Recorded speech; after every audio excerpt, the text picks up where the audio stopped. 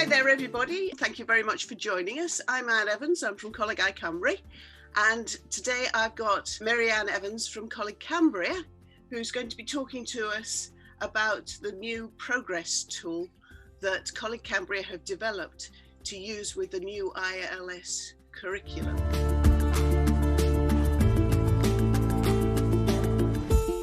So the progress tool is basically an app, and that's called Evidence for Learning. The app comes preloaded with an assessment tool to capture evidence. So the out-of-the-box version has been made essentially for primary and secondary education. However, when we looked at the tool, we liked it and we could see that there was potential there. So Coleg Cambria have spent 2 years developing the app to make it work within our setting. We've developed different frameworks which are linked to the overall ILS curriculum and the 4 pillars. And then alongside that, we've added tags, individual personal learning goals, which all feed into the curriculum to create a really robust RAPA tool. So it's been 2 years in the making. We haven't taken it out of the box. There's been, significant financial commitment to it, and also staff time as well. But we're getting there. It's looking good at the moment. And the funding for that, did that come from the Welsh Government? Yes, it did. We're really fortunate to be able to secure funding through the Welsh Government for that, yeah. It sounds like a great thing, because lots of colleges have been waiting to see this and to use it. I know that it's been long in other colleges have been trying to develop something. But what were your reasons for developing it? Well, I think very much like other colleges, we're all very aware of RAPA and the focus of capturing evidence. Within our team, and like all teams, we've got a really diverse experience of working with various RAPA tools, which we've all found really labour intensive. Personally, I come from specialist education, and the tool that we were using there it was really labour intensive and not learner focused. Just for those who don't know, RAPA is the acronym that stands for Recognising and Recording Progress and Achievement. And it's a way of actually tracking what learners have achieved when the curriculum is non-accredited mostly. So it looks at evidence and how and actually records achievement against targets that have been set for the learners.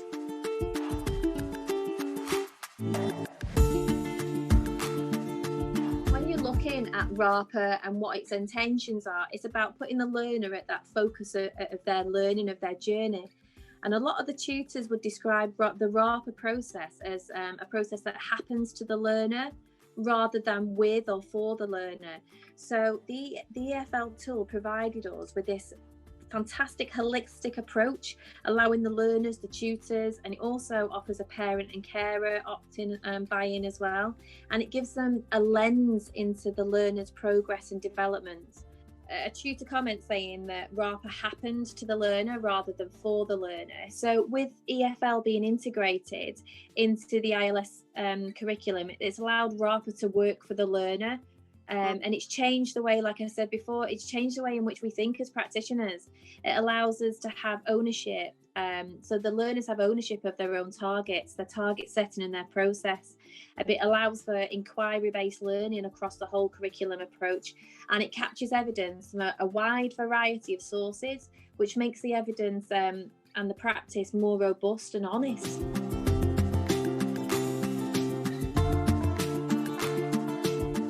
So when you open the app now works on an iPad, it also works on Android, and it also works on a Google Chromebook. So this is what it looks like when you open the first screen. As you can see, it looks quite appealing. There's not too many buttons to mess around with, and it is really learner focused. So if I was to be in the classroom and I wanted to capture some evidence, so I'd click the capture button and I would choose a learner for it to be captured against, and the dates there, and then I would either take a photograph or a video. Now that's not the only evidence that you can collect, bearing in mind that I could take a photograph of a worksheet if that was appropriate. I could take a video of them walking outside. I might have a video of a class discussion. So it doesn't have to be, stand in front of the iPad quickly and I'll take a picture. It can just be on in the background in the lesson. So it's really adaptable. So I'm just going to quickly show you how quickly that is. So I'm going to go to my photo library like you would on a phone, and I'm going to go down and I'm going to take a picture of some lovely food that I've made. I'm going to use that, and then I'm going to add a comment. Now this is where a learner is to make their comment. So the learner can make a comment either by saying today, and you're just using, oh, there you go, spelt it wrong, today I made pasta, and you would go on and you'd say, you know, was it a good day to make pasta? Did you do well in the session? How did you do it? What tools did you use? There's all kinds of things you can ask there for a higher level learner. If you're looking at a learner that's maybe at the start of their pathway, you can use an emoji to say how they did today, or you can text to type as well, which is really easy to do. It's just like it would be on your normal interface on an Android or an Apple phone. And then I'm going to link it to a framework. And this is the clever bit. So at the moment, we're working on our initial assessment, and I'm just going to click independent living skills. And as part of that session, I asked for help, and let's go to health and wellbeing. What did I do? I also listened to others. But you could also look at different things that are across the framework. So you followed instructions. So you could tick any of those that you felt that the learner was able to complete during that session. Now they're linked automatically to that piece of work, and you can see how quickly that was. I'm going to tag it. So I'm going to tag that it was done I did it, and it was part of initial assessment. So these indicators come in two sections. So we've got the engagement ladder. So let's say that we're going to say this, and that he had good retention. And so here we start to look at a professional even reflection. So what did you do? What would you do next time? How would you make the activity more appealing? So this is again where we start to drill down about what was actually going on in the activity. So it's about that old session evaluation, but it's about a learner with one target. So it's very bespoke, it's individualized, it's everything that we feel that RAPA should be. So then we're looking back at selecting support levels, which I'm sure you all recognize. So we're saying that we're going to be using modelling, and this is where I'm going to put my professional judgment. Has the learner completed the task that was set? If so, what we're going to be moving on to? Do we need it to do it again just to have that reassurance? And it's just about my professional judgment on that particular one target that's been set. And we come out of there and come back to our evidence, and that's it done. You save it, and off it goes off to the cloud.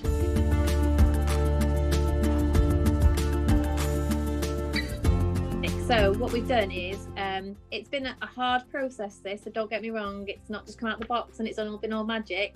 But what we've done is we've managed to link the learning skill plans objectives and the EHCP long-term targets to the learner. So before, they kind of like just floated in the ether and nobody kind of knew what they were for, or we did, but they weren't connected to the learner. Now they're very much firmly based and are connected to the learner's long destination. We know what their pathway is, and what we said here is what we're going to do here. And it all links together, all in this nice little parcel. So our last system was quite clumsy.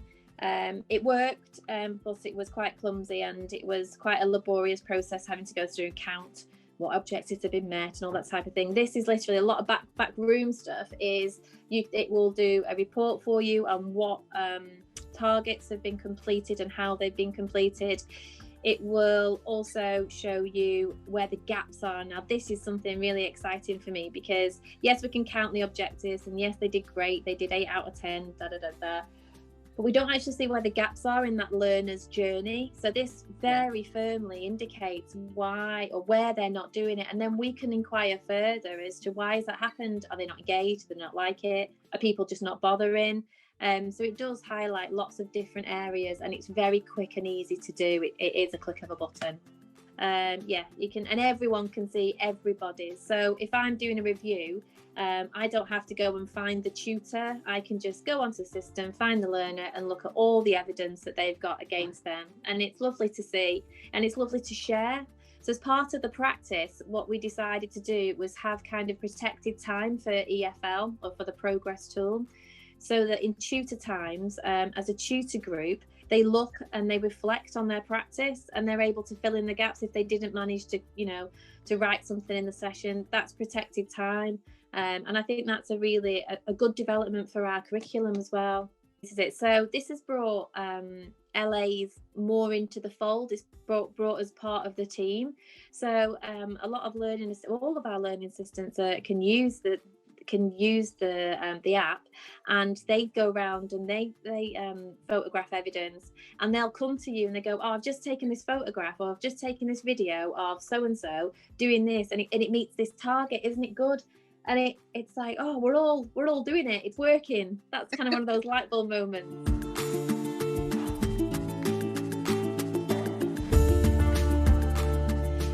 At the moment, no, it doesn't, but we've future-proofed it that it will.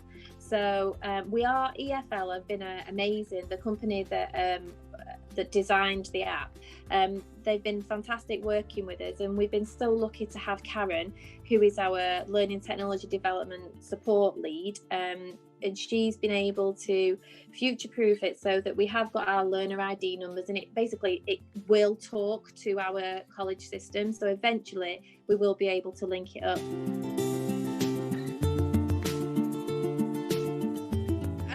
I think you can see that the system's quite interactive. It takes you through a journey yourself once you've been given the basics of it, and it kind of works the way that any kind of like app would work.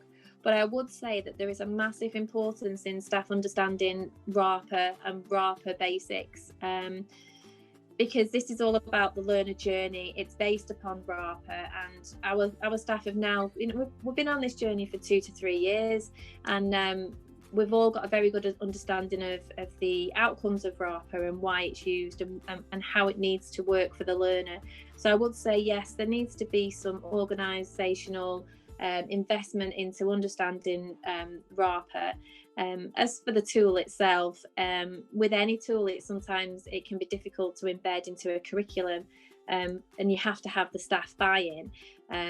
But I think the other tool was that clumsy that we were just so happy to have something new, and it is really dynamic. It's an exciting thing to be able to use.